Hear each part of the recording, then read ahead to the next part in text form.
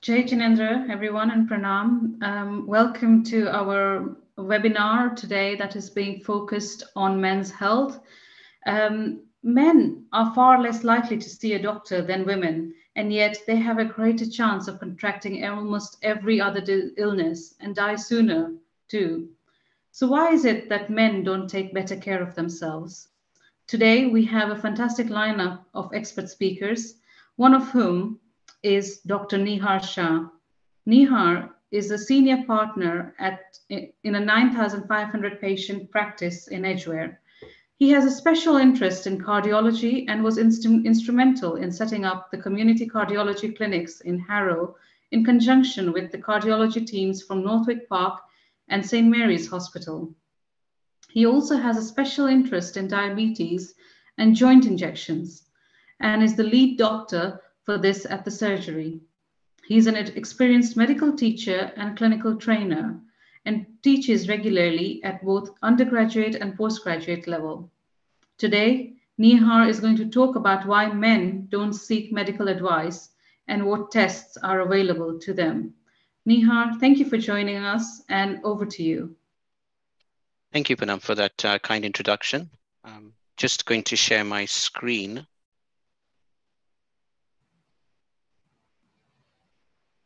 That's come through okay?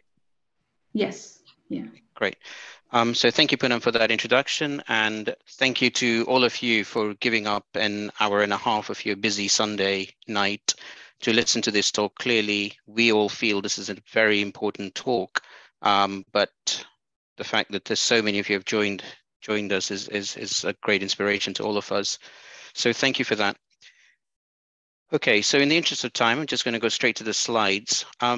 I suppose the first question is there a genuine problem with men's health? And it's interesting to see what the data does show, because clearly we all feel that there is a genuine problem with men's health. So various studies have been done, and the Cleveland Clinic, which is a very famous clinic in America, carries out an annual survey trying to understand men's health-seeking behavior. And this is the last study they did just before the pandemic. So it's quite recent data from 2019-2020.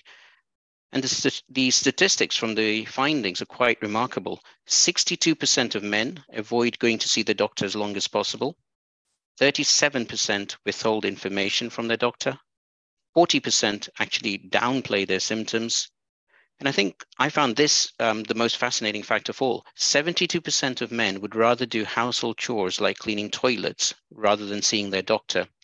So for all the women out there, if you notice that your partner is now taking up a lot of household chores, doing more household activity, there may well be a problem, and I would definitely encourage you to get him to see the doctor. If you look at the global life expectancy in the 1970s, going all the way down to 2030, the column on the left is women and the column on the right is men. And two facts are obvious from these figures. The first is that due to advances in medical technology, we're all living longer. So on average, we are living till our 80s.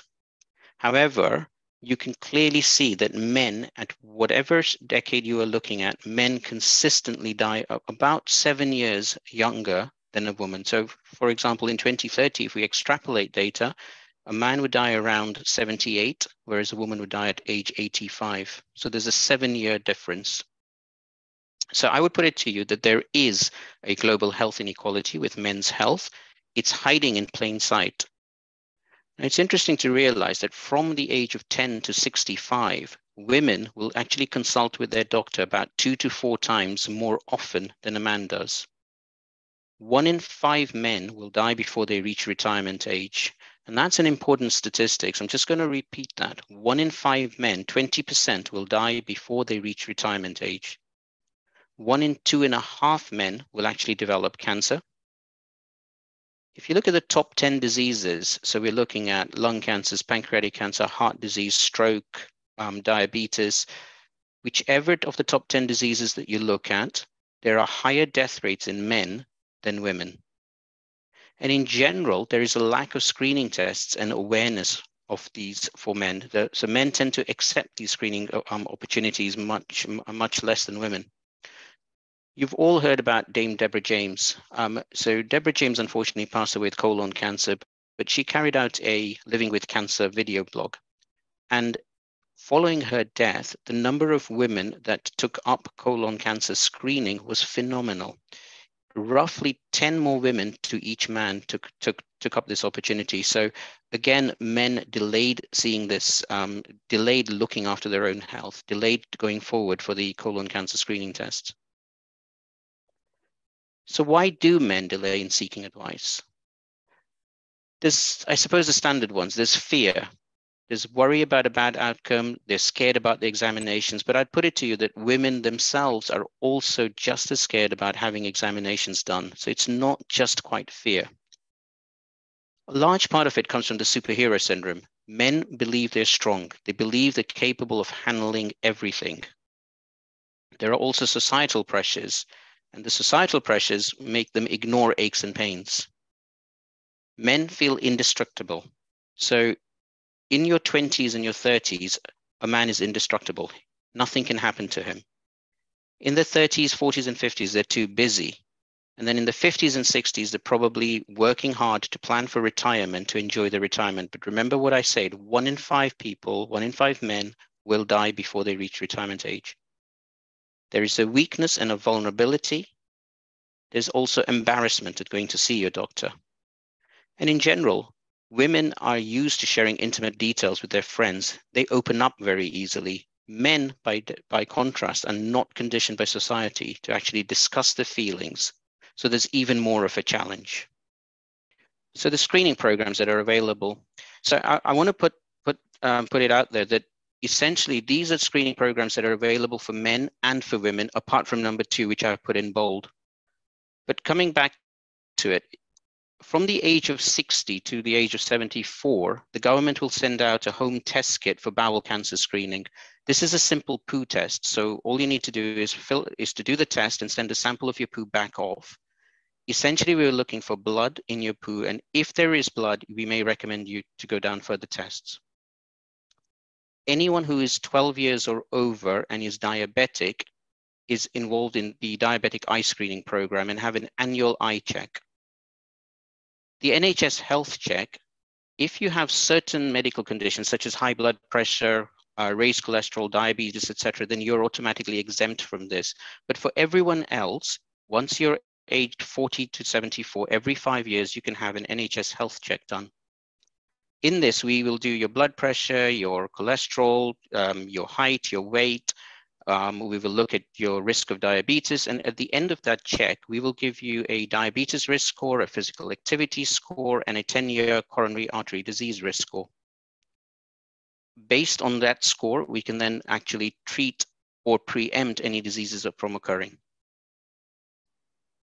For men specifically, on your 65th birthday, you should get a letter in the post that allows you, or invites you rather, to abdominal aortic aneurysm screening. The aorta is the main blood vessel coming out of your heart, supplying your entire body. And essentially, if it becomes dilated or big, like a balloon, it can burst. And if it does burst, there is a high chance of you dying. So men are screened from the age of 65. This is very unlikely in a woman, and so women are not invited to the screening program.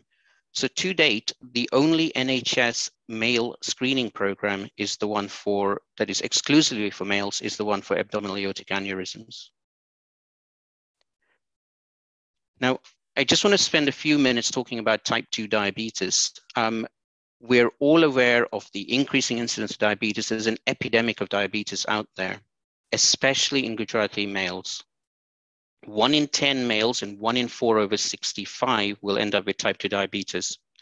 So diabetes is a pet topic of mine. And I suppose, we could spend 2 hours on this. So I'm not going to be talking about the drugs. I'm just going to talk basically about 2 types of programs that may hopefully prevent someone from worsening in terms of diabetes. Diabetes, as we know, is the leading cause of kidney disease. It's the leading cause of blindness in the Western world. It increases your risk of heart disease. So it is quite an important thing to consider. When we're talking about diabetes, you have to consider, to put it simply, you have to consider people being either normal, pre-diabetic, or frankly diabetic. We have got an arbitrary cutoff of 47 for someone who is diabetic. So if your blood sugar is 47 or more, we will call you diabetic. If it's under 42, you will be classed as normal. And between 42 to 47, you're pre-diabetic. So the National Diabetes Prevention Program is a program that reduces your risk of progressing to type 2 diabetes. So if you're pre-diabetic with a sugar level between 42 to 47, you can either self-refer to this program or your GP can refer you. It's a one-year program where you get assigned a health and well-being coach, a nutritionist, you get physical activity sessions, and the aim is to try and reduce your weight, improve your diet, increase activity, and hopefully prevent you to progress to type 2 diabetes, and therefore inherently just dropping your risk of further disease. This is something that is actually quite exciting. It's fairly new. It's called the REVIND program. REVIND stands for Reducing Weight with Intensive Dietary Support. And this is a program that is based on, it is for people with type 2 diabetes. Now, type 2 diabetics who actually enter this REVIND program have an average weight loss of 12 kilos and an 18 millimole reduction in the blood sugar level after taking part in this program for 30 weeks. So it's quite a marked weight loss and a marked reduction in the blood sugar. You can only enter this via a GP. It's a one-year program. Now, the fascinating thing about this is for the first 3 months, you take part for the first 3 months of taking part in this program, you have what is a very low calorie diet, a VLCD. This is 800 calories per day. It's a total diet replacement. You do not need to buy any other food, and it costs £2.25 every day. You stop almost all of your diabetic medication on day one. For the following 3 months, you will have a program of stepped food introduction. And for the final 6 months of the program, you have ongoing weight loss support, physical activity sessions, nutritionalist programs, etc. So a one-year program with the aim of reducing your blood sugar and your average weight. In the original study, from which REVIND was commissioned, 46% of patients achieved remission at the end of year one, and 36% remained in remission at the end of 2 years. So that's 1 in 3. So 1 in 3 people after 2 years went into remission and remained into remission from type 2 diabetes. And by remission, I mean they had a normal blood sugar on 2 successive occasions, 6 months apart. So from becoming diabetic, they went down towards pre-diabetes and then back towards normal. Clearly, if we can convert you from a type 2 diabetic to becoming normal, your risk of all other diseases associated with diabetes will drop. So my final slide really is this. It's quite an important one. So I'm going to leave it there for a second for people to read. Recognizing and preventing men's health problem is not just a man's issue because of its impact on your wives, your daughters, sisters, your mothers. Men's health, like women's health, it's truly, truly a family issue. Okay, that's my lot. Thank you. Thank you, Nihar Bhai. There's a lot of useful information in there and a lot of resources that we have within the NHS. So Nihar Bhai, thank you very much. Just a reminder to everybody watching, if you have any questions, please do post them in our Zoom chat or YouTube chat, or even anonymously in the link that's provided. Our our quick Q&A session is going to be after 9 p.m. and all our panel speakers will be answering your questions then. So we'll move on to the next part where we're going to hear a personal story from Paran Shah. So Paran is an Oshwal member who lives in London. He's married to Rakhi and is a father to 14-year-old twins. By profession, he's an accountant and a property investor. Just 2 years ago, Paran had encountered a life-changing illness. So today we're now going to hear an interview between Rajvi and Paran that was recorded earlier, where Paran shares his story. Could we please have the interview on, please? Hello, Paran. Welcome. Hello. Great to have you with us today. Thank you. So I'm going to just dive in straight into the questions. So okay. Tell us something about yourself.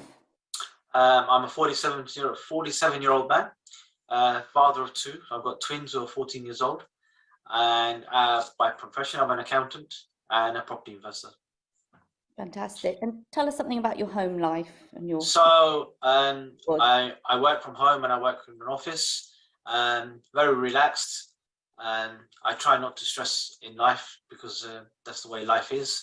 What happens, happens. And very happy-go-lucky person, really. Great. So let's take you back to nearly like a couple of years ago, or just over a year ago, November 2021. Yes.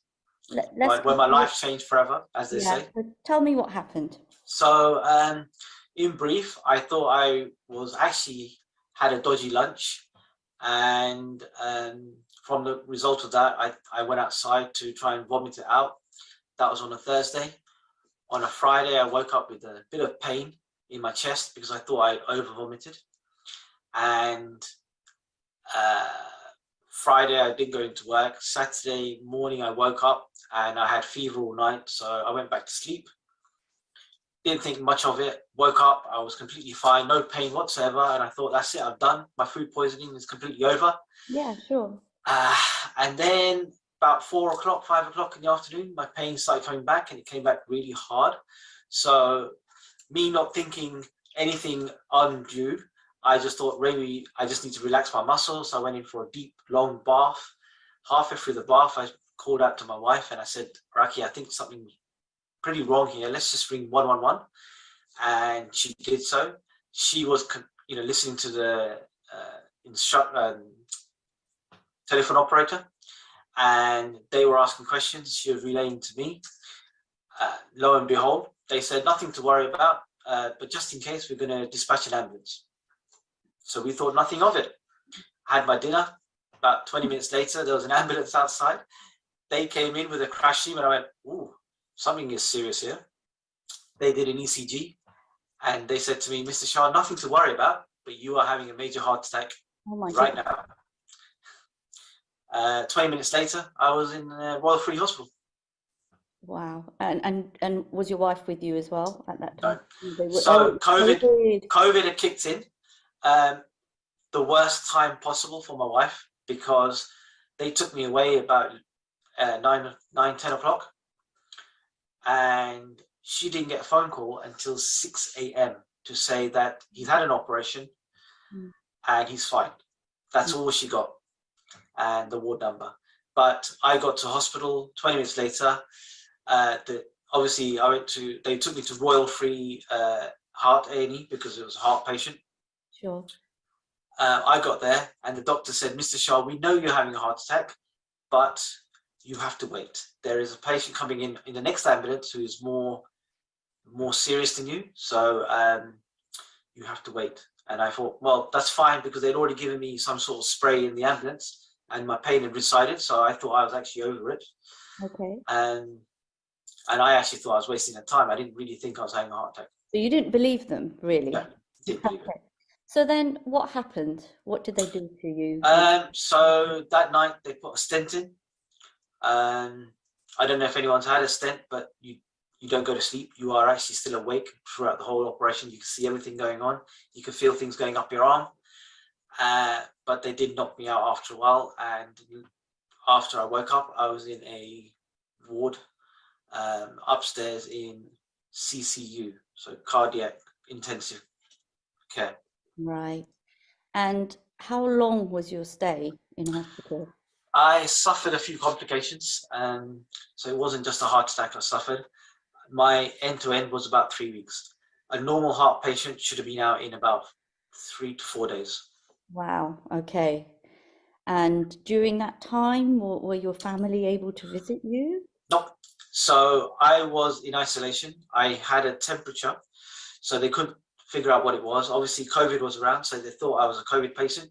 They kept testing me. I was always negative. Raki used to walk into the ward to drop off some items. That's my wife, obviously. And I was the first room, so she could walk past my room and wave to me and walk to the nurse's station and then walk back out. Wow, that must have been such a difficult time for your family and your wife and your kids. So my kids were not allowed to come and see. They weren't allowed in the hospital, full stop.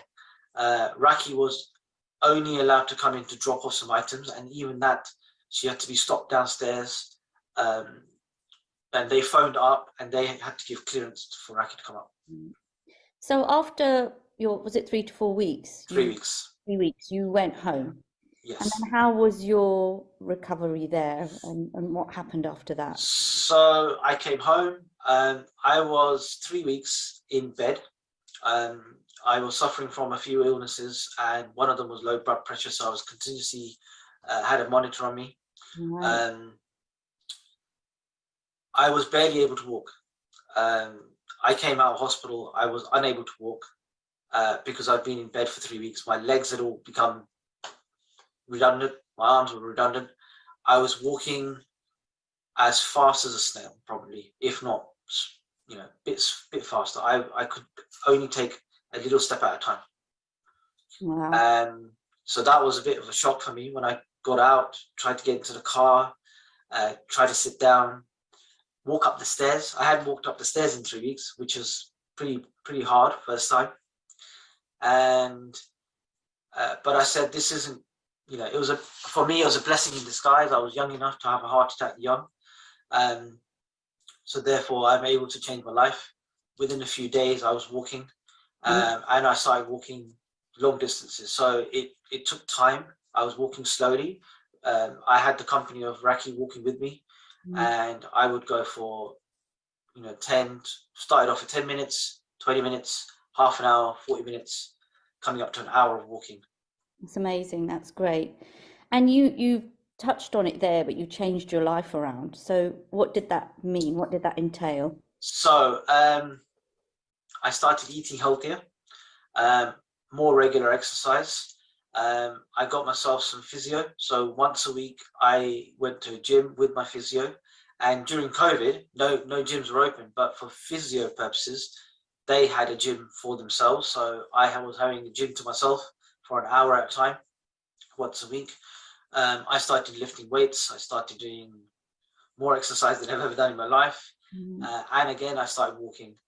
The next thing I started to do, once I was walking fast and regularly, I started the Couch to 5K, which is a method of training you to run from starting off with 1 minute a time up to 30 minutes within 9 weeks. And you did that? You managed to do that? I did it, yes. That's amazing. And that wasn't just the end of your running journey, was it? No, so I'm on a mission, as they say, to prove that there is a life out after a heart attack. You shouldn't be just feeling sorry for yourself. So last year I accomplished the London Marathon. Amazing. I ran and walked it for a charity, and I accomplished it. And this year, so 2023, I'm going to attempt the London to Brighton bike ride, and hopefully before my 50th, I would like to do Kilimanjaro. That's amazing. Baran, I have to say hats off to you, how you've turned things around. So yes. Yeah. My biggest thing is I also try and tell people to look after themselves, but also not to give up. Everyone does have illnesses, but you can't let it get the better of you. No, that's right. So you talked us through having this massive heart attack. Was it a surprise to you and your family? So with hindsight, it shouldn't have been a surprise. Why did you say that? Well, when I was ill, when I had the symptoms, I never actually ever thought I was having a heart attack. Yeah. I honestly thought I had food poisoning. I told the ambulance crew I had food poisoning. I even apologized to them for wasting their time as they came into the house. Yeah. And they said, no, you don't have to apologize. But I should have realized I was having a heart attack. My dad had a heart attack. My dad's older brothers had a heart attack. In fact, most males in my family have had heart issues. Right. And it should have been the first thing I should have thought of. But for some reason, I think it's just the way we are, that we never think it's going to happen to ourselves. It's always going to happen to others. Someone else. And we always think we're invincible. So when the ambulance crew said I was having a heart attack, I still did not believe it.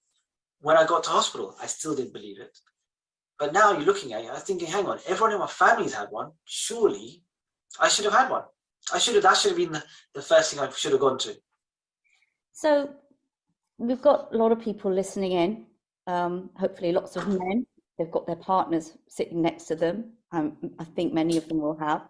Yep. What advice would you give to them? Imagine you're giving yourself advice, your 40-year-old self. What advice would you give? So my 40-year-old self, when you're 40, you can go to a GP and ask for it's called a little MOT, just to give yourself a check. But also, we're not invincible. We're not going to, if we continue, well, for me, if I continued eating the way I used to eat, I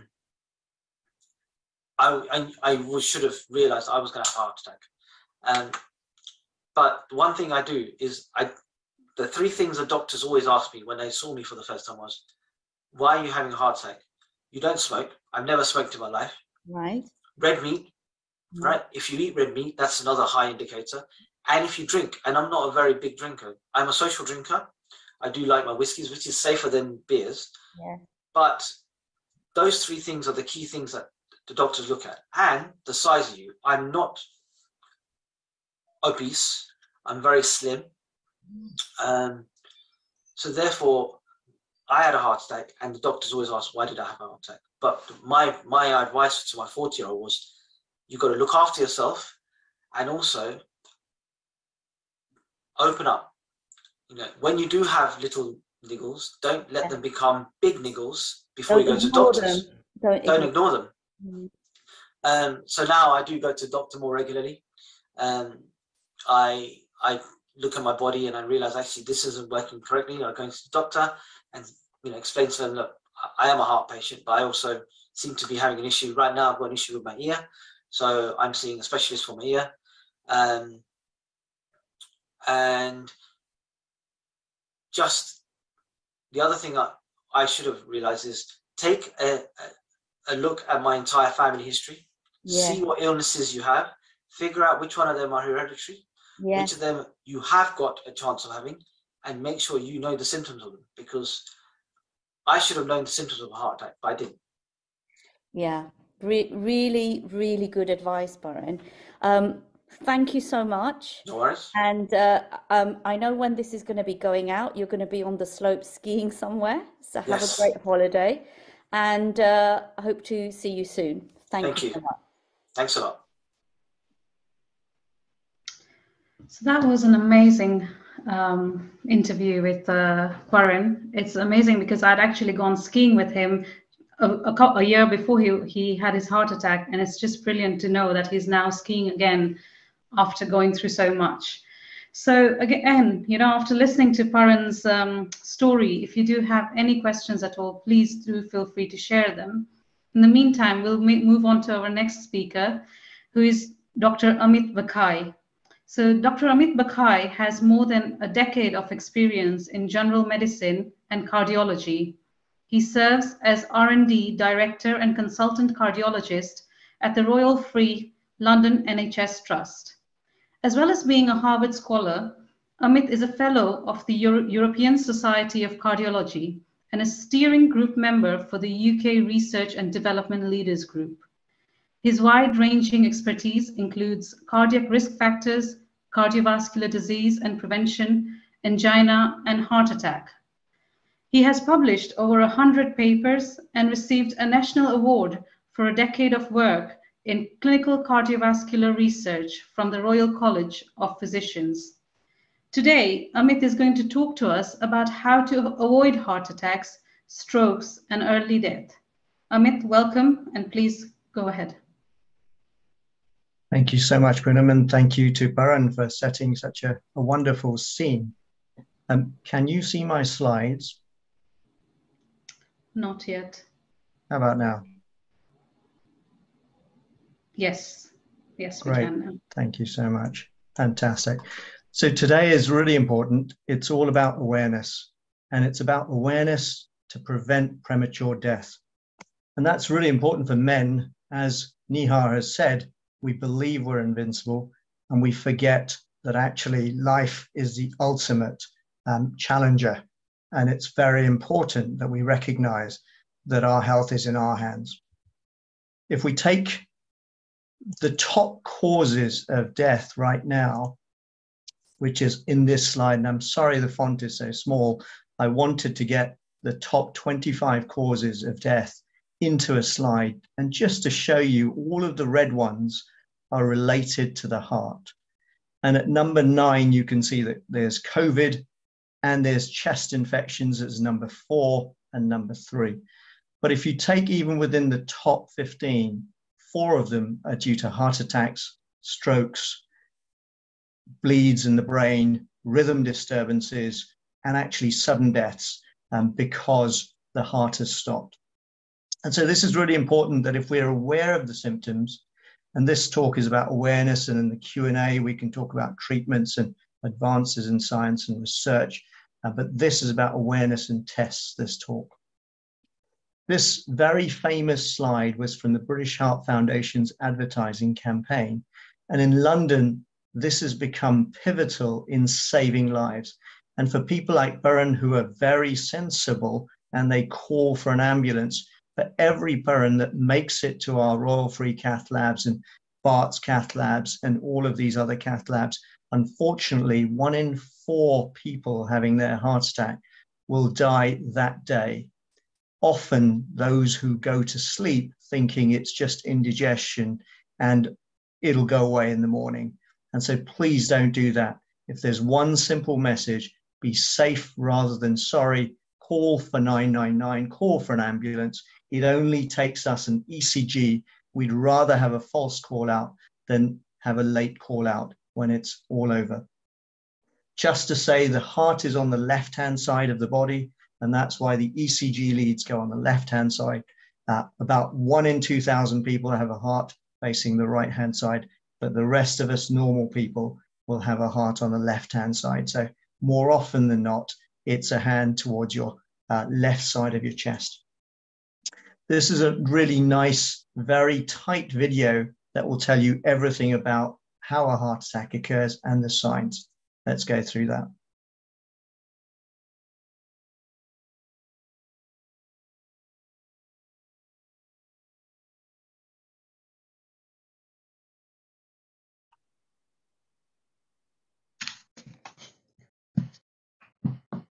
Hi, Amit. Can you hear that, Poonam? No. Or is the sound not shared? The sound is not shared. Could you? I will reshare the sound. Let me just go back. No problem. I'll do that again. Let's share sound, and we're back.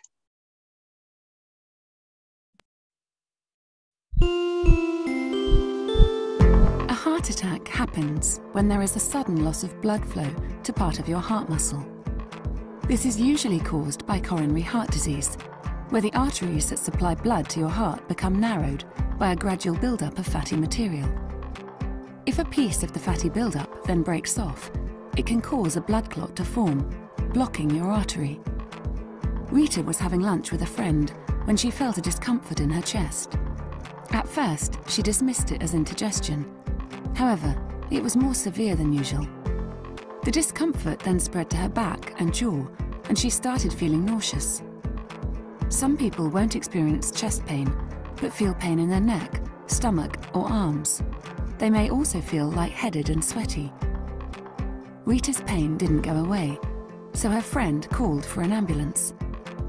Once the paramedics arrived, they performed an electrocardiogram, ECG, confirming that her symptoms were due to a heart attack.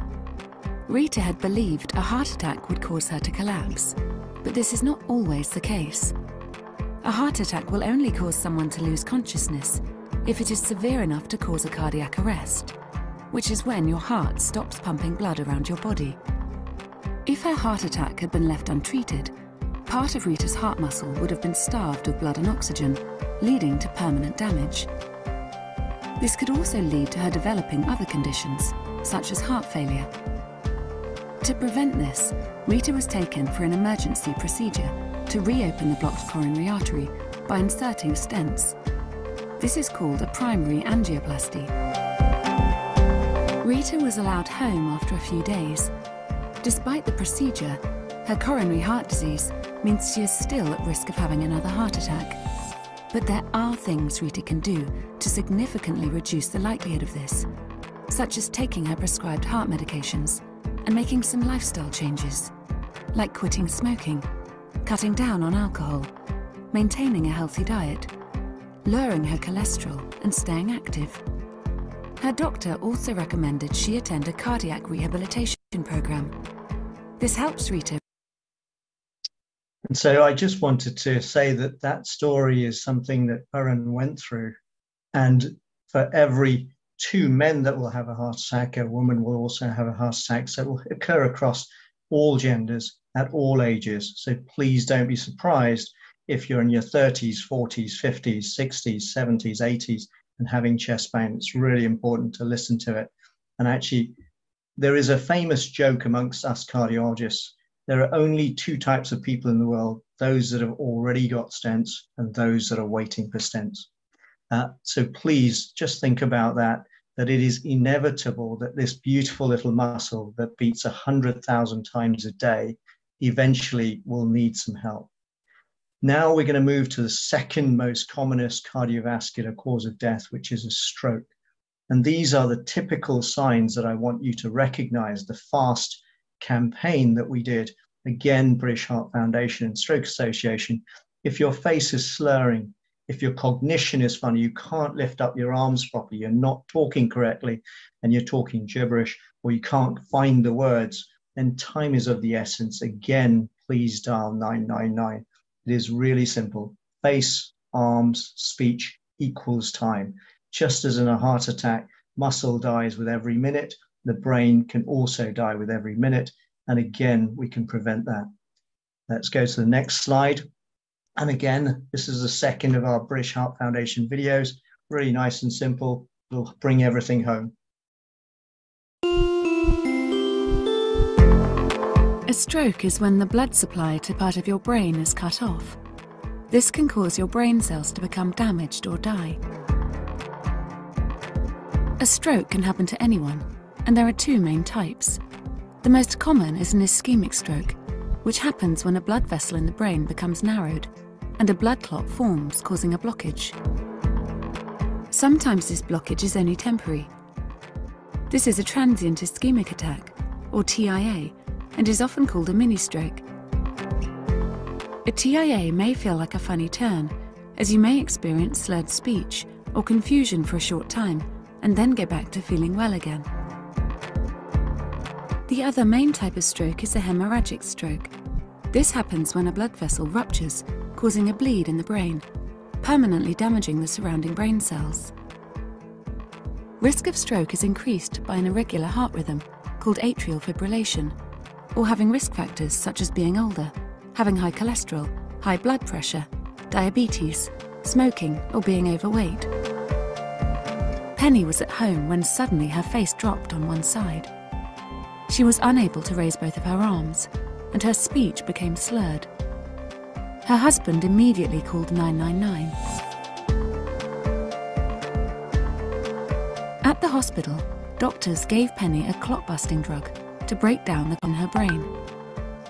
Some people may have an emergency thrombectomy, a procedure to remove the clot completely, or another treatment to try and restore blood flow to the brain. Thank you. I hope those 2 videos, even though they're repetitive, will help understand that this is just completely normal, that when clots and bleeds occur, it's really important to call for help, and help is now very strict pathways, very clear protocols, once you're in the hospital setting with these emergency issues, we will identify, scan, image, get you to the right place really quickly and save either the muscle or the brain. It is all about us recognizing. Now, 7 out of 8 strokes are due to clots in the brain, and clots can occur due to irregular heartbeats. An irregular heartbeat, as you can see here, can now be tracked on your watch. You can actually sense it. It's a fluttering sensation in your chest. It's I've missed a beat, I've skipped a beat. It's happening quite often. And this is increasingly happening now in areas like London with stress, pollution, excess coffee, excess nicotine, excess alcohol, lack of sleep, being overweight, all of those things, high blood pressure, etc., all of those will result in extra beats, stretching of the heart, and eventually the orchestra cannot play in harmony because that one musician's abnormal rhythm has now spread to the whole of the orchestra. And that's when strokes can occur because the blood is not moving smoothly inside your heart. This is a nice infographics about trying to work out how to feel your pulse. You can either feel it on the wrist, and there's a very nice way of putting 2 fingers just in that line along from your thumb to your elbow and feeling that for about 15 seconds. And the slower your heartbeat, the fitter you are. Some of my friends here who have done Kilimanjaro have got heart rates of 50, etc. So Ajay is on the line with Rajvi's husband. And so those are really nice ways of knowing how long you're going to live, because the slower your heart rate, the healthier you are. The faster it is, the more likely the heart is working overtime. On the bottom, on the right here, you can see in the ECG, the electricity transfer is interrupted and you're not actually playing in rhythm. And so please recognize that. There are now really good wearables that can do that. As we all start traveling now, as the pandemic stopped us traveling, we're all desperate to go on holiday, we're all desperate to visit relatives, we're all desperate to travel in planes and trains and cars for long journeys. Please be careful that an asymmetrical leg, where one leg is warm, swollen, hot to the touch, a little bit more painful, a little bit less stretching, could be a clot in your leg. And this is really important because that clot can break off and go into your lung. And if it goes into your lung and it becomes a pulmonary embolus, from a DVT, a deep vein thrombosis, to a pulmonary embolus has a 1 in 4 chance of actually killing you instantly because it stops the blood moving through the lungs to the other side of the heart. And so please be mindful that although the risks are low of a deep vein thrombosis, if one does occur, you must recognize it and you must come to hospital instantly to have it checked out so that we can stop you having a pulmonary embolus by thinning your blood down. That's the most dangerous consequence. If you ever start coughing with that swollen leg, if you ever start coughing blood, if you get breathless, you get a sharp pain, then again, that's a clot in your lung. So please be aware. So we've now gone through vascular blockages in your legs and lungs. We've gone through strokes, we've gone through heart attacks. The last one that's really important is a weakened heart. Sometimes you can get a weakened heart because you've had silent heart attacks if you're diabetic, you've had high blood pressure for a long time, you've had infections like COVID actually attack your heart, or even other atypical pneumonias. You can even get it after pregnancy. There are signs of the heart getting weak and not pumping the blood around the body properly. You get shortness of breath, you can't focus, you're scared of going to sleep flat because you wake up in the middle of the night struggling for air. And more importantly, you're getting swollen legs, and that swelling when you sleep goes into your lungs and then makes you breathless. It's very important you recognize if you're short of breath going upstairs, you may have a heart that is weakened, not supplying sufficient blood to all your muscles. So these are the 4 things that I really want you to think about. Clots in the brain, clots in the heart, coronary arteries, clots in your legs and lungs, and now a weakened heart. And it's so easy now to sense and check if you've got a weakened heart. It's one simple blood test. It's a BNP test, NT-proBNP. In 10 minutes, we will know if you've got a weakened heart with a simple blood test that's cheap and effective at working out whether your heart is weak. And then you move on to getting an ECG and an echocardiogram. I thank Dr. Ajay as a cardiologist from Delhi. It's so hard to find a picture of an Asian doctor doing an echocardiogram on an Asian patient. And here he is looking at the ECG and the echo together. And so that's all it takes. It takes us 30 seconds to put a probe on your chest and know if your heart is working well or not. Even less time to do that ECG, 5 seconds to look at the ECG, and 1 minute to look at a blood test result that says you've got a weakened heart. I may play this very briefly. I know it's repeating itself on Puran, but I want to inspire you that there is great ways. Just listen to those first few lines that Sunil says, and Sunil actually passed away, but just listen to these first few lines. It's quite interesting and quite important. Statistically, I was told you would not make it past Christmas. I'm here, 4 Christmases on. My father, if there was a David against a Goliath, he would take on that cause, always. Sunil was told he had heart failure. Basically, your heart's failed and you're not going to get any better. You need to project that you're strong, happy, and okay. You've got to fight. You've got to stay alive. Not just stay alive here, in your heart, in your body, but stay alive up here. People want to hear your story. And I believe that if you do that, people are willing to be more receptive.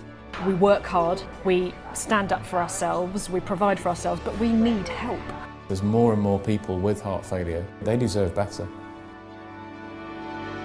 You cannot deny the patient's voice.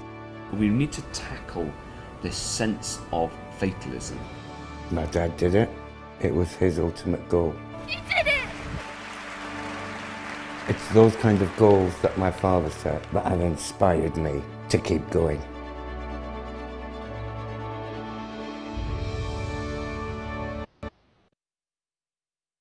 Now, Sunil, when he first came to see me in hospital, he'd already been told at another hospital that he only had a few months to live. He wouldn't make it to Christmas. And he came in June. And he lived another 5 Christmases, thanks to research studies that we were undertaking. He was one of the first people in the whole of Europe to get a medication called Entresto to protect his heart and save him. He'd had 3 major heart attacks in the space of 1 heart attack and had such a weakened heart. And despite that, he made it to 5 further years instead of 5 further months. And so that story is really inspiring. But this is a shout out that if anyone invites you to cardiac research, please take part. Research is the hope that we can give you after you've maximized all the current treatments that we have to offer that we already know work. Research is often the lifeline that will make the difference. And now, because of this, we have 4 classes of incredible medications to strengthen and support the heart. We are reducing your likelihood of dying prematurely from heart failure by almost 80%. So we are reversing this name called heart failure. Your heart hasn't failed because it hasn't stopped beating, and it will get stronger, providing you ask it to. You do your bit, we'll get the medications on board, be part of our procedures for unblocking your coronary arteries, putting pacemakers in, and let us do research with you, and you will be well. So please have the confidence that we can manage all of these aspects. This is my research team. Now, just a reminder, we've talked about heart attacks, we just need to strokes, move on and we're done. a little bit. We're finished. I'm sorry. We're finished. Yeah, thank you so quite much. well over time. Thank you. Thank you so much, Amit. It really tied in really well with Baren's story, some really important messages for our community and some great videos. If there's anything that Amit talked about that has raised questions in your mind, if there's something you'd like to ask him, please do put your questions on the Zoom chat or the YouTube channel, and we will put them at the Q&A session. So now I'd like to turn to our final speaker, who is Jyoti Shah.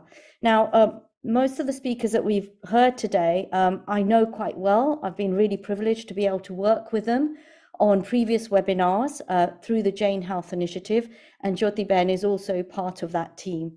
So Jyoti Shah is a consultant urological surgeon at the University Hospitals of Derby and Burton NHS Foundation Trust, and has over 30 years experience in the medical field. In 2016, Jyoti Ben launched the Inspire Health community campaign, fighting prostate cancer. She gave up her own time to offer men free prostate screening in their local communities outside of a hospital setting. And to date, this program has screened more than 2,800 men and diagnosed 90 cases of prostate cancer, which were otherwise undetected.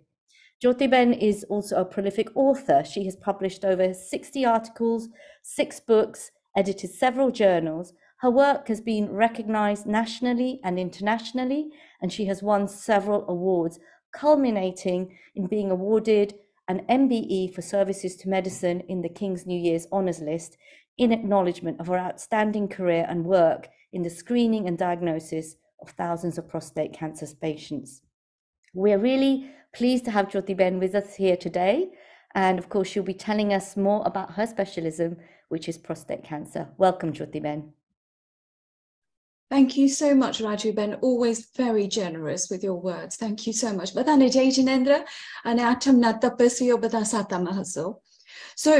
Robert De Niro, Nelson Mandela, and of course, who hasn't heard of 007 Roger Moore? Well, they all have one thing in common. They have either all had or have prostate cancer. It is now the most common cancer in men in the UK. And in fact, the number of men who are now being diagnosed with prostate cancer has increased over the past 10 years. Every day, 143 men are diagnosed with prostate cancer, and every 45 minutes, one man dies of prostate cancer. That's 1,000 men dying every month from a disease that we can actually cure.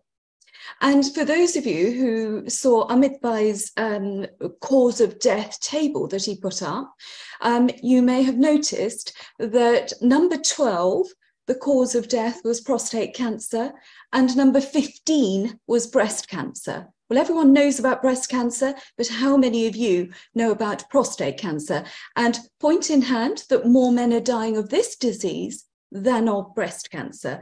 And over almost 500,000 people are living with this disease. So let's just step back a little bit. What is this prostate? What is this thing that we're talking about? Because often people don't know. Well, I tell you what, it's a pesky little gland, and here it is, the size of a walnut. This is what a prostate size is. And akrod, I mean, such a tiny little thing, and it's causing so many problems. And it normally weighs about 30 grams. And it normally weighs about 30 grams. So who has a prostate? Well, men who are born male, because so these are men who are born male, have a prostate, not women. So where is the prostate? So the prostate is deep inside the pelvis, so you can't see it, and actually I think you might struggle to feel it yourself as well. So here's a model. So here is the bladder, pesabnikotri. And underneath that, let me use this pen. So that little gland there, that's the prostate. And this is the pipe, let me go there, that men pass urine out of over here. So basically, the pipe that men pass urine out of runs through the prostate. If you imagine an apple and the core of the apple. So the prostate is underneath the bladder, in front of this back passage, over here, upside down anatomy. So that's the back passage there, and basically surrounds this urethra. So as men get older, every man over the age of 40, this prostate will grow, and that's normal. It's a bit like saying, that's all part of aging. And the prostate growing is also a normal part of aging. And the problem is here, as it grows, not only does this grow outwards, it also grows inwards. So this pipe here, right? So imagine any plumbing anywhere in the body. So if we have a shower and the shower gets furred up and the pipes are all furred up, then you're not going to get the power shower. And in the same way, if this pipe here gets narrowed, then you're not going to get such a strong flow. So what tends to happen is, here's one I made earlier. So this is here's the akrod, the normal size prostate. And over this side, here's one that's grown and is much larger, and that's normal. So most cancers, early prostate cancer, actually there's no symptoms. And the symptoms tend to come because this pipe is narrowed, this urethra starts to get narrowed. And of course, that's a normal part of aging. So think of a man going to pass urine. So he gets to the toilet, stands there, turns the tap on, and nothing comes. So it's a little bit of hesitancy, as we call it. And then when his urine flow starts, it's on and off, on and off. It's not a continuous flow. And it's not very strong. Gone are the days when you can hit the wall with the flow. And at the end, so there's some dribbling at the end. And that's again because the prostate has grown, which is normal. But also these can be symptoms of prostate cancer. And this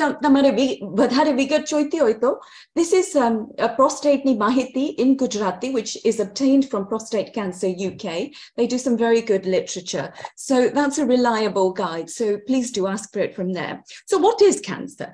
Cancer is basically in this prostate uncontrolled growth. So all the cells are growing and growing and growing. So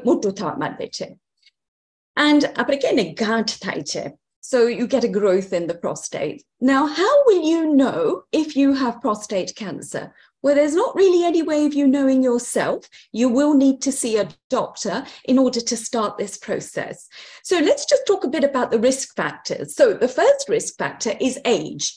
It's very rare to have prostate cancer under the age of 40, and it tends to come as you get older. And so most men are diagnosed around 65 years of age or thereafter. And in fact, 8 out of 10 men over the age of 80 will have prostate cancer. It's so common. Afro-Caribbean men, black men, their risk of prostate cancer is significantly higher. That population, it increases. And if there's a family history of prostate cancer, particularly on your father's side, then your risk is doubled. So, for example, if a man's father has prostate cancer, then his risk of prostate cancer is doubled. And if there are more than 2 relatives, so father, dadaji, kakaji, then the risk is almost 4 times higher. There are some other subtle associations, smoking, diets, and in particular diets that are rich in animal fats and especially red meat, and of course being overweight. So what can you do to reduce your risk of prostate cancer? Well, unfortunately, a lot of this is not in our control. You can't control your age. You can't control whether you're black, Asian, Indian, white. And you can't control if a relative has got prostate cancer. But what you can control is a lot of what Amit Bhai has referred to, which is heart healthy, eating healthy, exercising, reducing weight, and of course not smoking. And there is some evidence that eating soya and tofu type products might be preventative. And tomatoes, lots of tomatoes, even ketchup, processed tomatoes, that's supposed to be good. So how do we diagnose prostate cancer? Well, again, you've got to see your GP. That's how you start the ball rolling. And there is no one test for prostate cancer. There are a couple of tests that will be required. And the first one will be an examination of the prostate. So how does one examine the prostate? It's not very pleasant. You have to lie down and basically it's a finger up the back passage here. And that's how we feel the prostate here. And what are we feeling for? So, as the prostate, normal size is this, and as it grows, it tends to get bigger and bigger, and it's like this. And this is more like a size of a satsuma now. And I have to say, the biggest one I've seen in one of my patients is almost 500 grams. It was ginormous. But when we examine the prostate and we're looking for cancer, these are the sorts of things we're feeling for. There's a growth there. There's another growth here. This is all very knobbly and irregular. On the other side here, there's a growth there and further up on that side. So, of course, you will feel that when you feel the prostate. The other thing that will happen is a blood test. There is a blood test called PSA. Now, unfortunately, the PSA, just because it's high, does not mean it's necessarily cancer. Of course, if it's hundreds or thousands and there's no upper limit, then there's a high chance it is cancer. But this blood test comes from the prostate, but lots of things make it go up. So although it's prostate specific, it is not cancer specific. So if you go for a 30-mile bike ride, the rubbing of the prostate on the saddle will release lots more PSA in the blood, and your PSA blood test might be slightly high as a result of that. So these tests need to be interpreted by professionals, and sometimes it's a trend rather than an absolute value. And if your GP is concerned, they're then going to refer you to someone like me in the hospital, and we will start doing some more tests. So what will we do? Well, the first thing is we might do an MRI scan of the prostate. And that will be when you lie, it's a big tunnel.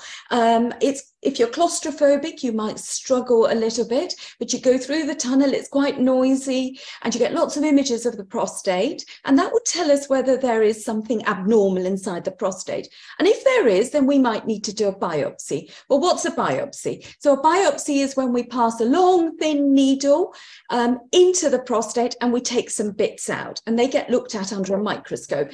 There are two main ways of doing that. One is through the back passage up here and firing directly that way, and the other way is underneath in the perineum behind the scrotum and firing upwards. So transrectal, i.e. through Batanamage, through the back passage, or underneath in the skin behind the scrotum. So that will tell us, have you got cancer? What sort of cancer? And how aggressive it is, because there are lots of different types of cancers as well. Well, of course, if you are then unfortunately diagnosed with cancer, the next question will be, has it spread? And we need to know that information so that we know how to treat you. So there are a couple of more scans that we might ask for. We know that prostate cancer commonly spreads to the bone, so we might ask for a bone scan. And that, again, you have something injected inside you and it goes all around the body, and you have lots of x-rays of all of your bones. Or a CT scan, again, in a tunnel. Many of you might know of it as a CAT scan, and you're lying down and you go through a tunnel. That doesn't take as long as an MRI scan. And again, that will tell us whether or not prostate cancer has spread anywhere. We may need to do some more specialist tests like a PET scan, but these then are very specialized. In terms of treatments, I mean, it's beyond the scope of a couple of minutes to discuss what the treatments are, but suffice it to say, the type of treatment will depend on the type of cancer, whether or not it has spread, and of course, how fit you are as an individual. So the same cancer in the same man of the same age, if one man has had 2 heart attacks, 3 strokes, and is not particularly fit, we may not offer him the same options we'll offer the chap who's quite fit. And so, for example, he would be suitable to have an operation where we remove the prostate. And how do we remove it? Basically, we're disconnecting it here from the bottom of the bladder. We disconnect it here from the pipe, and that gets connected to that. So that's basic plumbing. And then obviously we have to peel it off the back passage. So that's very simple. It's obviously not that simple. There's radiotherapy, which is X-ray treatment from outside, so outside to the prostate, or indeed brachytherapy, which is where we plant little seeds into the prostate. These seeds are like a grain of rice, and you might have 50, 60, 70 seeds planted in, and that is by way of an operation.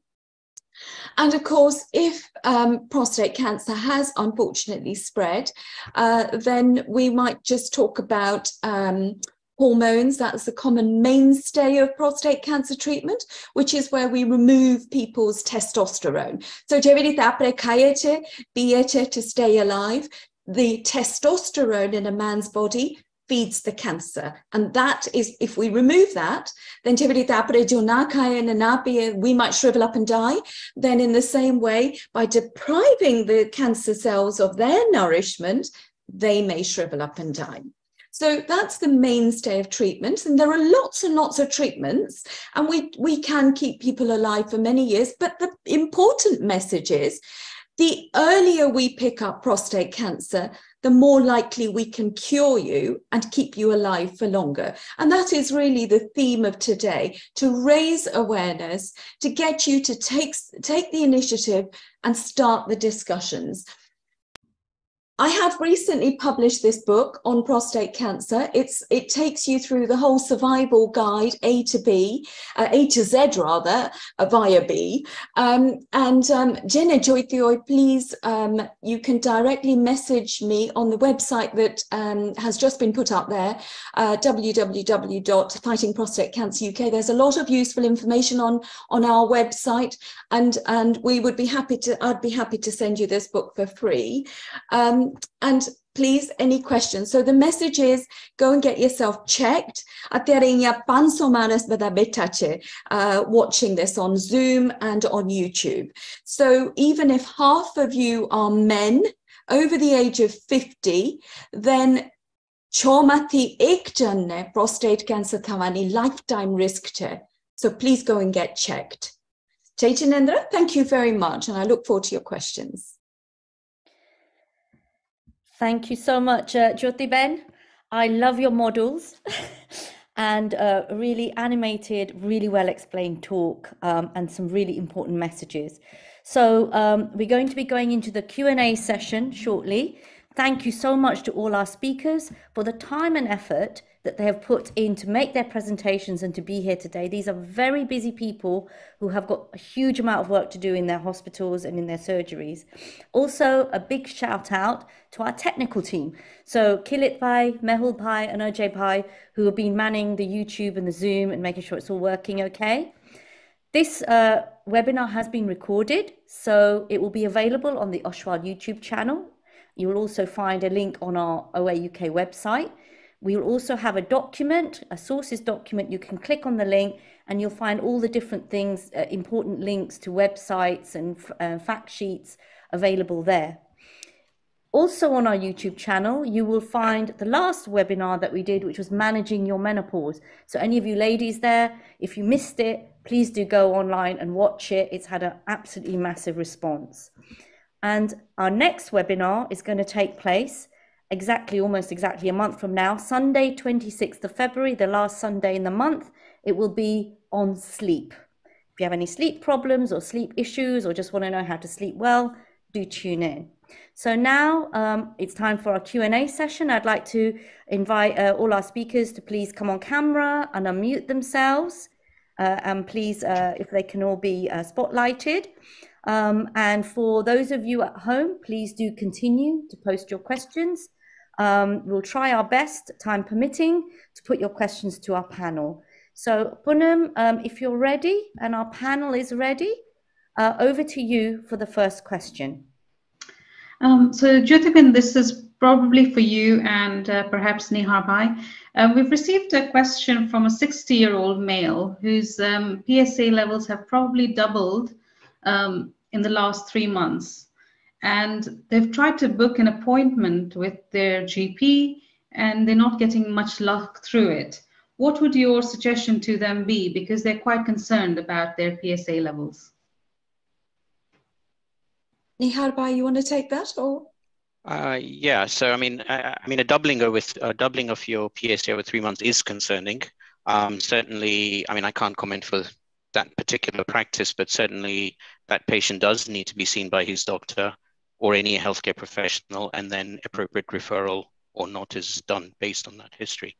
So just keep trying your doctor. You might have to physically go into the surgery and ask the receptionist rather than trying it on telephone.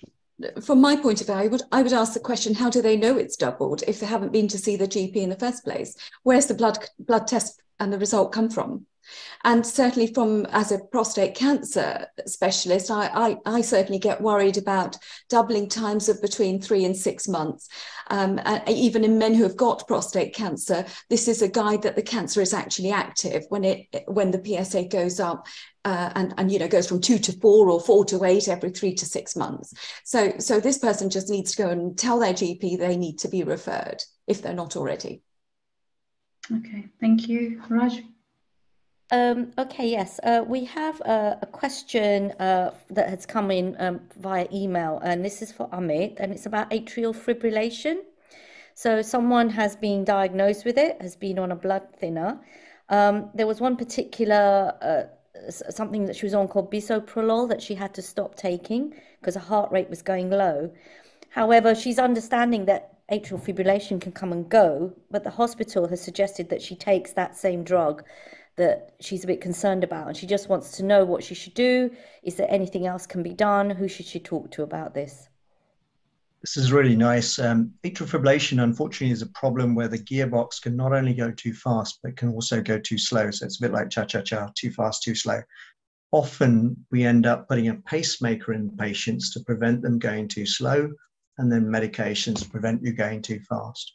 We also have corrective things called ablations, which are procedures that we can actually deliberately disconnect all the abnormal areas of electricity in the heart, but that's a late stage. So it's quite normal for somebody to put you on medications for things to stop going too fast that make you breathless and collapse, but also then to be monitored just in case you need a backup pacemaker. Great, thank you, Amit, very much. So the other question is, how does one sign up on the intensive dietary support? And why is it that GPs do not discuss this with their patients? Neha Bhai? So you can only sign up to this with your GP referral. Every patient is screened. We need to make sure that you have the right medical history for it, that you're capable of actually finishing the program. Are you able to do physical activity, et cetera, et cetera. In terms of GPs not discussing it, again, can't comment on any other GPs, but certainly within my practice, we discuss it with everyone who's appropriate. Most people, especially in Harrow, where, I mean, most of us are from Harrow, the incidence of diabetes in Harrow is sky high. And almost every single Harrow GP is aware of this and does push it. So again, it's a conversation to have with your health professional. Can I just make one small comment? Folks, it is entirely normal for you to be more well known about a subject than possibly your GP. And there's nothing bad about asking the GP, look, I've heard about this. I've heard it from good sources. I'd like to be put forward to.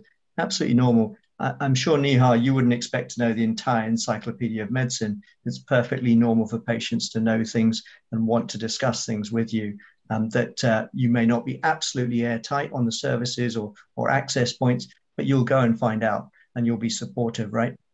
Yeah, no, absolutely. And I think there's a related question again on the NHS health check that you'd mentioned. Do they have to request that from their GPs, or do they have to wait to be contacted for it? So again, different practices do different things. Certainly in my practice and within Harrow, we actively push for this, and we actively will screen patients, search for the right patient. And as soon as you get to that age group, we will be sending out text message reminders and getting them to come in. In certain practices, you may well have to ask for it. It is a national program. No one can say no to it. So provided you do actually ask your doctor, you will get one. And I think today was more about raising the awareness that this exists. That there are a lot of people who don't know this exists. And hopefully, you know, as soon as they approach their healthcare professional, they will get the test. That's great. Jyotiben, a question for you about a PSA antigen test from blood tests. Someone has sent a question in and said they've had 5 separate PSA antigen readings of between 6 and 7. And I think they are asking, should they get the biopsy done now or wait for another 6 months? Is it actually something they should be worried about, this reading? So, yeah, great question. It depends on the age, because if you remember, I said that PSA is made by the prostate. So if you've got a bigger prostate, then you're going to have more PSA because there's more prostate making this stuff, and then therefore more going into the blood. So it's accepted that as you get older, you're allowed a bit more PSA. So there's this whole thing of age reference values, which means that a PSA in a man in his 50s might be 3 or so, but actually for a man in his 70s, you'd be allowed up to about 6.5. So it just depends on the age. However, if it's persistently high, then you don't need to go and ask for a biopsy. Your GP will refer you to a urologist like me. And if I am worried, I would ask for an MRI scan, because biopsies are invasive, right? You have to stick needles in. So actually, an MRI scan will tell us whether there is something abnormal or not, and whether or not we need to do a biopsy. And it's only in a select few nowadays. There are some people who can't have an MRI scan, pacemakers, etc. Some pacemakers, you can't have an MRI scan. Some people are claustrophobic, they're lagging in a tunnel, so we can't do these scans. And so in them, we might just say, oh, well, I think he might have it because I felt something and the PSA is a bit high, so we'll just crack on and do the biopsy. But yes, if you're worried, then I think to have that discussion with the GP and ask to be referred. Thank you, Jyotiben. Okay, so the next question is a concern that they have. They have swellings in their legs since the last 3 years. They have been to A&E a few times because of the swelling and the pain, and DVT has been ruled out. What is the reason for their swelling? Their ECG was normal, but their CRP and BNP was raised, and the doctors thought it could be cellulitis and gave them antibiotics. But again, after some time, their swelling came back. They were not seen by any cardiology experts. So that's a concern they have about what it could be. Poonam, that's really simple. If you have swollen legs and a raised NT-proBNP, your heart is under strain and you need to have an echocardiogram, and you need to get onto medications that will strengthen the heart and also get rid of the spare fluid, allowing you to walk. And please wear compression stockings as well. Remember, with anything to do with cardiovascular risk factors, there's always 3 things we can offer you. We can offer you procedures like pacemakers, stents, bypasses, valve replacements. We can offer you prescriptions, medications such as beta blockers, etc. But also your behavior and your positive mental attitude. You're pushing for investigations. You're wanting to walk. You're wanting to exercise properly and get rid of spare fluid, and not drinking too much fluid, always less than 1.5 litres. These behavioural therapies are as important as our procedures.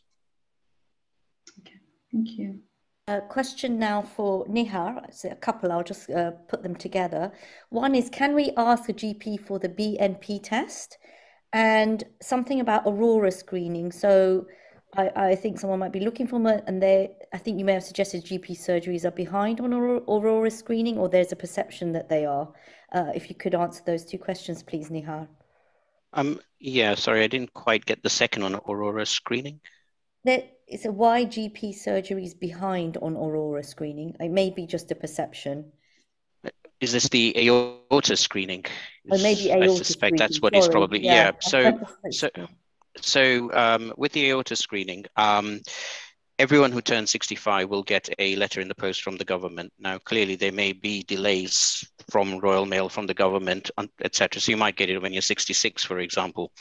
But when that comes, you should go to the screening for it. If you do miss that screening, say you're 67, 68, and you have missed it for whatever reason, there is a number you can contact. I think it's in the literature that we have published. And you can actually ring up and do that. But can I just say that if you are going to book that appointment, please turn up to it.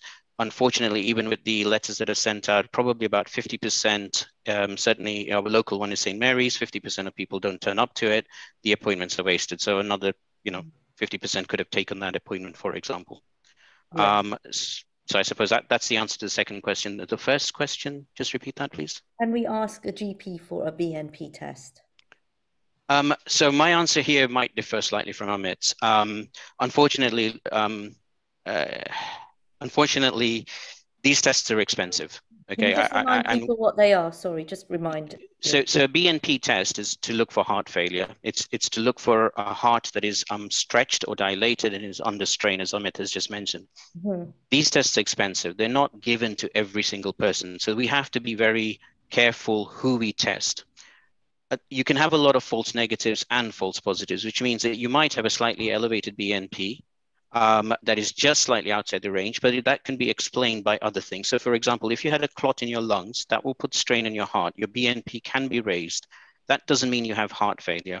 So you need a careful medical assessment before you do any test. And in the same way that Jyotiben was saying about the PSA test, you need to have, it's not just a matter of getting a PSA test. You have to take the PSA test in conjunction with what the size of the prostate is, what caused the PSA to be raised in the first place. As she mentioned, if you've done a marathon or a bike ride, your PSA may be slightly up. So you can't just request a BNP test, but if you talk to your healthcare professional, he will examine you. And if you have the appropriate symptoms, then yes, we would do the blood test. They're widely available tests now. Just to simply add, any new breathlessness, any new bilateral leg swelling, the NICE guidelines stipulate that you're allowed to have an NT-proBNP with your GP. So the symptoms are important. Thank you both. So the next question is around statins. When should somebody consider going on statins and what the benefits are? Should it be taken as a preventative measure?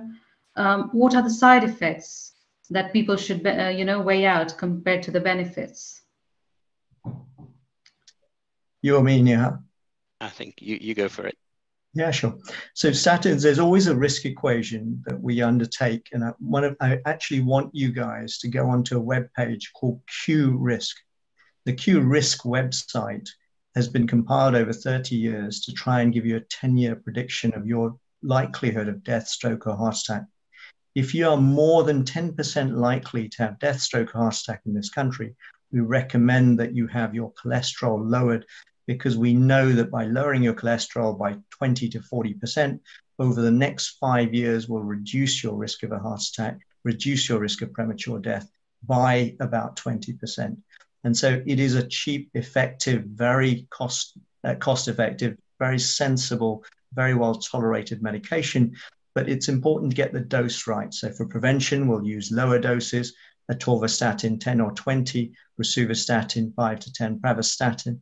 And then for heart attacks, if you've had a heart attack or a stroke, we'll use very much larger doses, 40 to 80 milligrams of atorvastatin, to dramatically lower your cholesterol. We now have 6 important ways of lowering your cholesterol that are all NICE approved or licensed therapies.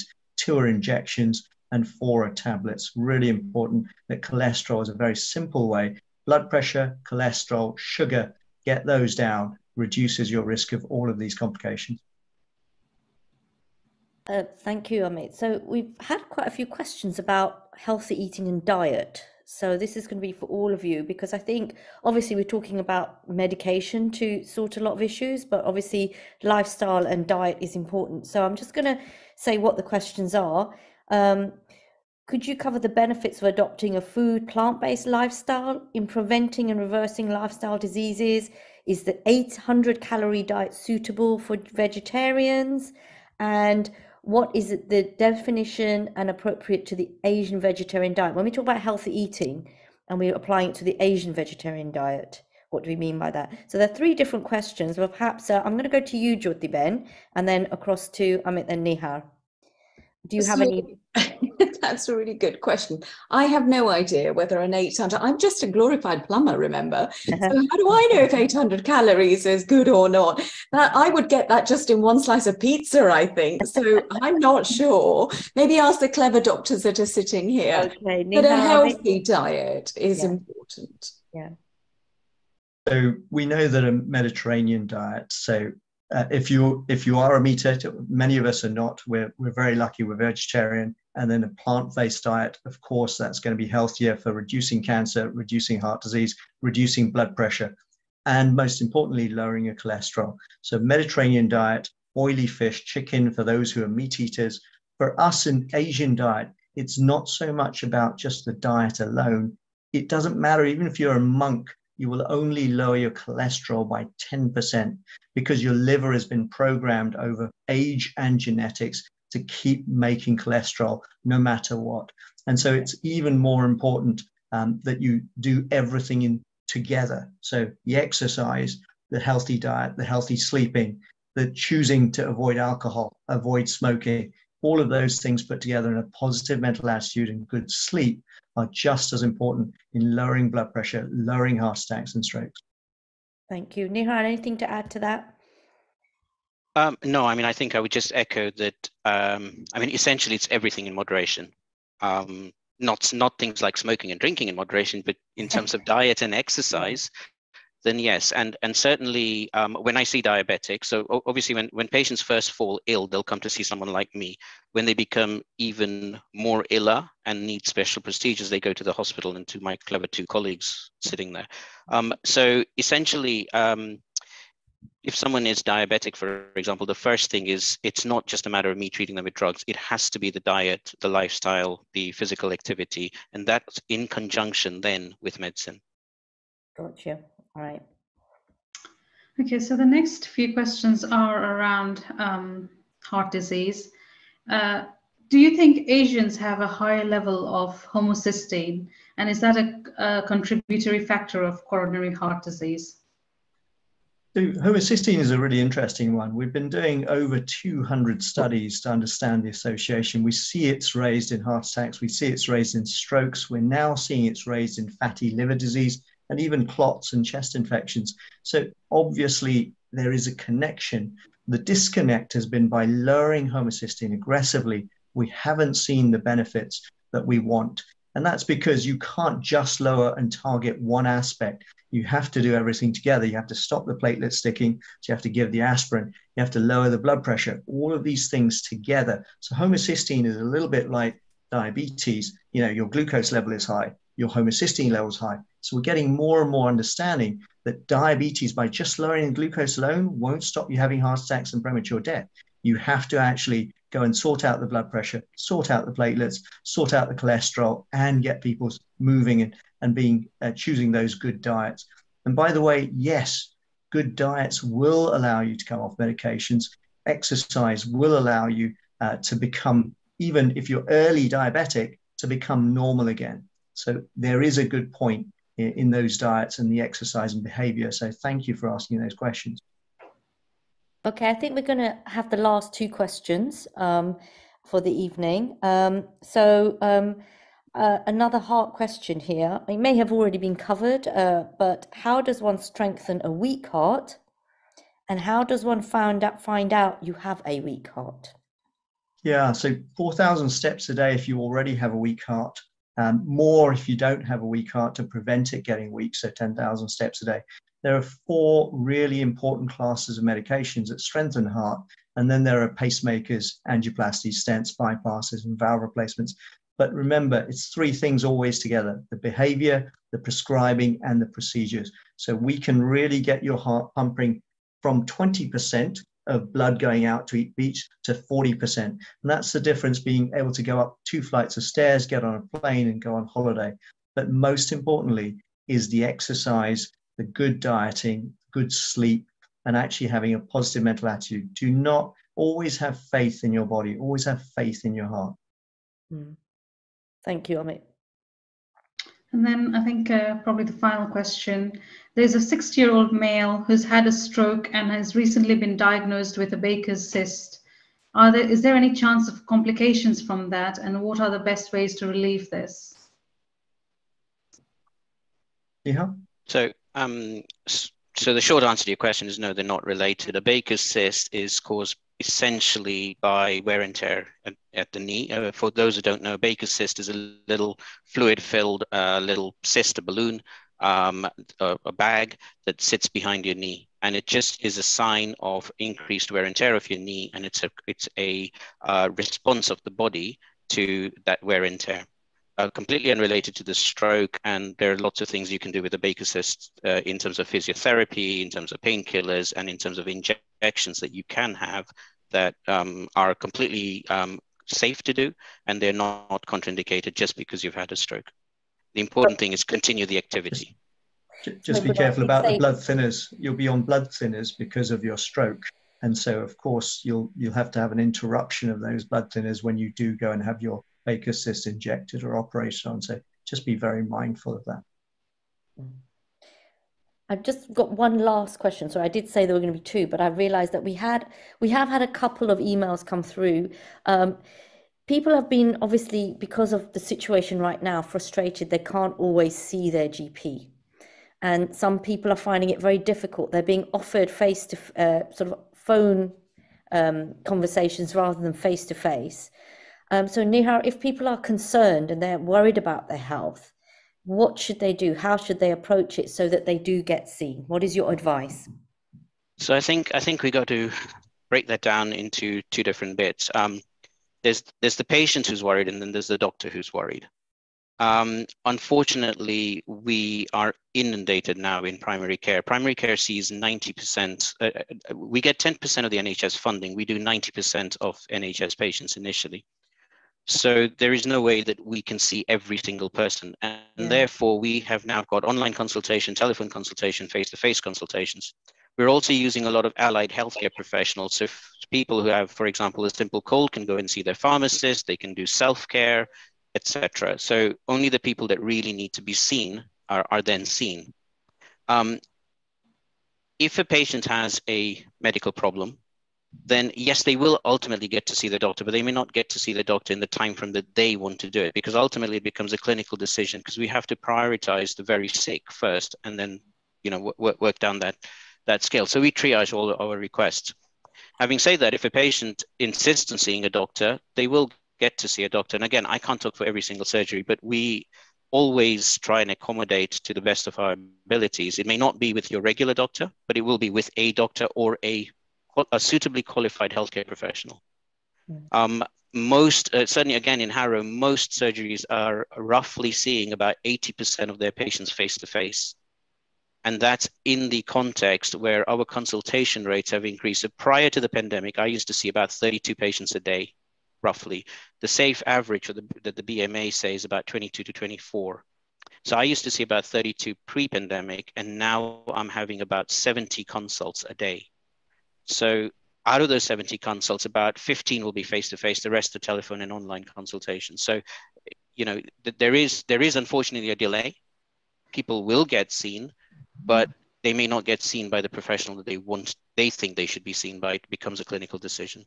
And unfortunately, that's the reality of the world we are in now. Yes. And we do appreciate that, you know, it is difficult. We all understand the huge amount of pressure. We can see it on the news, you know, and we do appreciate everything that all of you are doing, you know, within the NHS. I think we're really, really lucky to have it. It's not perfect at the moment, but, you know, it's what we've got, and it's brilliant. And I just wanted to say, I think, Baren, you've joined us online. Baren, who you saw the video earlier of, he's back from skiing in one piece. Yes, I am. Yeah, Yes, I am. okay. So I think we're ready now, Poonam. And we're really sorry we couldn't, I think we've done almost all the questions. We've just run out of time. We've covered all the main ones that we could cover. So thank you for putting your questions. Apologies, we couldn't cover them all. Over to you, Poonam. Poonam Ben, could I just say one thing, please? I've had a number of messages come through already on the website requesting a copy of the book. Unfortunately, if you don't put your address, I cannot send you a book.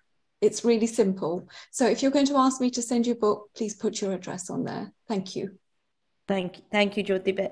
And again, if people do want Jyoti Ben's book, if you're not able to message directly, I mean, Jay, I think there was a site, if you can put it back on the chat again, it was a prostate cancer one from the sources doc, then you will be able to do it through that document as well. Or you can message us on wellbeing@oshawa.org. If you have any problems, we'll pass those messages on to Jyoti Ben as well. Over to you, Poonam. Right, thank you. I think it's been such a wonderful session today, and for enabling all of this, I just want to say thank you to all our speakers, our technical team. So that's Kilit, Mehul, and Ajay, our colleagues at the JHI, the Jain Health Initiative. And also to all of you at home for joining us on your Sunday evening on this important topic, for actually sending us your questions. It's been really, really insightful for us as well to learn so much. We hope you've all enjoyed this and found it useful. If you've missed anything, you know, you can go back and watch this webinar on our YouTube channel, which has been posted a few times in our chat. And also see the sources documents, the links which have been posted as well. There's a lot of information. There's a wealth of information. And I think that will help all of us in all the questions that we have, and some of them which have not been answered today as well. a big thank you to Amit Bhai, to Nihar Bhai and Jyoti Ben, and also to Paran Bhai. And finally, our next webinar is taking place on the 26th of February, again, a Sunday evening. This is going to be the last Sunday of February. And the topic for that webinar is sleep. I think all of us at some point wonder how to get more sleep. So please do join us then. And we look forward to seeing you then. Take care, Jai Jinendra, and good evening. Jai Jinendra Badan. Jai Jinendra.